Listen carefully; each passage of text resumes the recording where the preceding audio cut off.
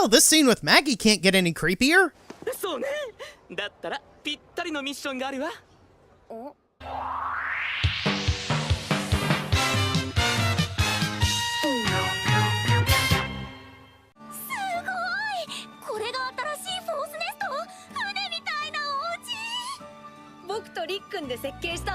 Personally, I think it kind of looks like a seafood restaurant, which is in keeping with this theme of GBN is a fantasy world where you can do things like have a force nest that looks like a giant castle. I will also give the show credit for the fact that the new force nest looks like the old building, but you can clearly see where it was renovated. After showing off the interior of the force nest, we see Riku flying around in his Gunpla a little bit, and then we get to the main focus of the episode. Yuki 君だっていっぱい活躍したろ。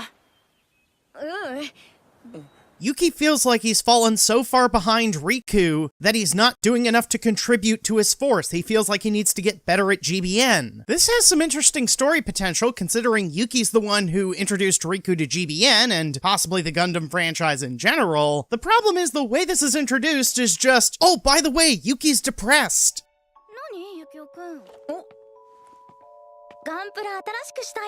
Yuki seems a bit embarrassed, so he changes the subject, and that's why you shouldn't buy Gundam model kits, because it's embarrassing. I don't think that's the message the show was trying to send. As the episode transitions to the opening credits, it's revealed that Yuki was either considering buying a 00, or he was just thinking about how powerful Riku's Gunpla is. 僕はジム3で行くよ。ああ、前にうちの店のコンテストで入賞してたやつ？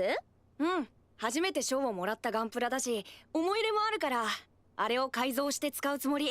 Yuki's Gunpla has sentimental value, but it was never designed for GBN specifically, and I'm sure Yuki's building skills have improved since he won his first competition.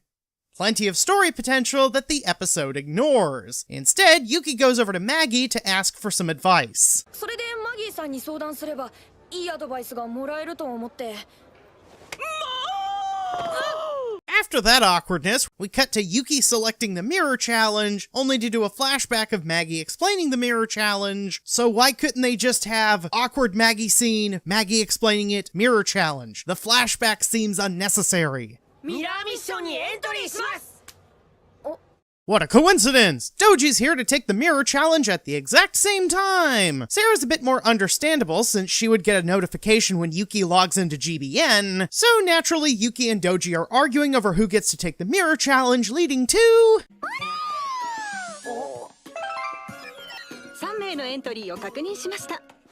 It's kind of funny if you don't think about the implications of virtual pets being able to agree to things for you. So that's the premise of the episode. All three of them have been signed up for the mirror challenge, and if they quit, they can't take the challenge again for another month.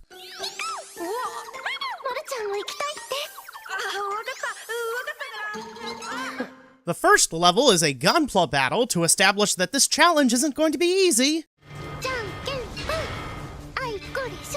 Well, it's easy for Sara, because she just has to play games with this little hand puppet-looking thing. Level 2 is a baseball-themed reflex challenge, and Doji's actually useful!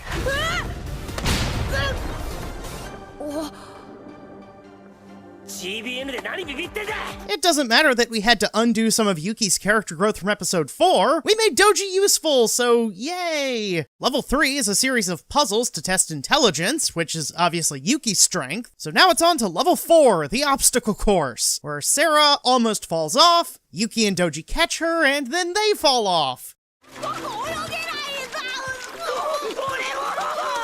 This brings us to the standard I can't swim scene, where it turns out the water barely comes up to your knees. This leads to the we have to dry off our wet clothes scenario. In a nice bit of attention to detail, there's actually a progress bar for their clothes drying, and when they cut back to it, the progress bar is still moving. As for the actual conversation they're having, both of them entered the mirror challenge to get stronger. Doji wants to have more of a support role, Yuki wants to be able to get into the action. So when they encounter the last phase of the mirror challenge, they have decided to switch strategies. The final level of the mirror challenge is fighting evil mirror versions of your Gunpla. Maybe it's more of a mystery to a younger audience, but at least we get some interesting dialogue between Yuki and Doji as they're each trying to give each other advice on how to play their new strategies.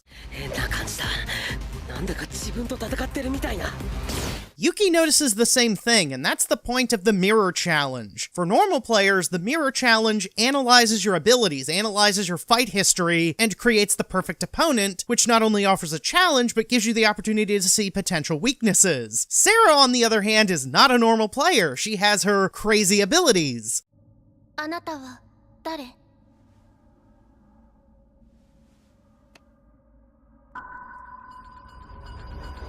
Yeah, Sara's copy just vanishes with no explanation, which leads to...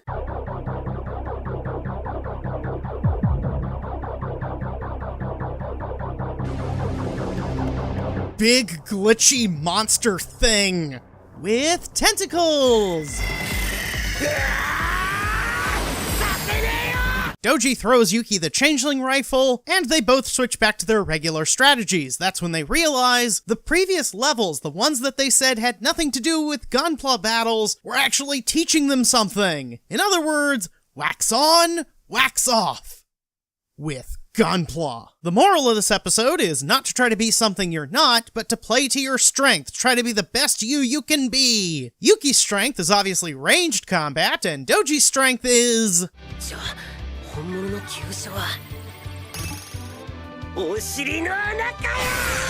I was gonna say close-ranged combat or maneuverability, but I guess his real strength is being a pain in the enemy's backside. And with the evil vanquished, the field reverts back to normal.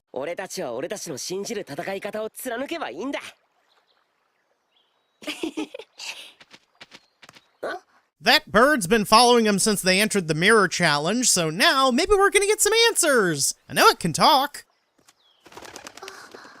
Or it just flies away and says nothing! Back at the hub area, Doji apologizes to Riku and everybody else for all the things he's done. The deception in episode 1, the brake decals, etc. I don't consider this an all is forgiven moment because it seems like he earned this. It seems like he's actually doing a proper apology, kind of manning up and taking responsibility for his actions, and Riku forgives him so now they can treat each other with respect, they can treat each other like rivals, and Doji has to add in that line about, "My brother is still better than you!" So that's kind of funny. After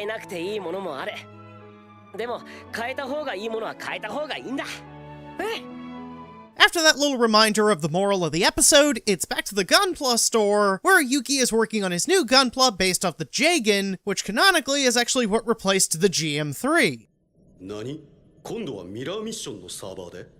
Oh, and the admins picked up on the glitches, so I guess that's important for something. I would have preferred if this was just a Yuki episode because there is so much potential here. Yuki is the regular guy character who doesn't have Riku's main character special abilities. There was an opportunity here to show him being torn between his desire to catch up with Riku, both metaphorically and literally using Transam, and his desire to stick with his own style, which seems to be Federation grunt suits. Using the mirror challenge to combine Yuki's story with Doji and turn it into an enemies have to work together story is a reasonable compromise. The only real problem I have with the episode is that they didn't actually complete the mirror challenge, and the episode doesn't seem to realize this. The mirror challenge is you fight an AI version of your Gunpla. Sara made that impossible. It's not her fault, it's the system glitching out, but they could have easily fixed this by having the glitches happen as Yuki and Doji were about to defeat their evil mirror counterparts.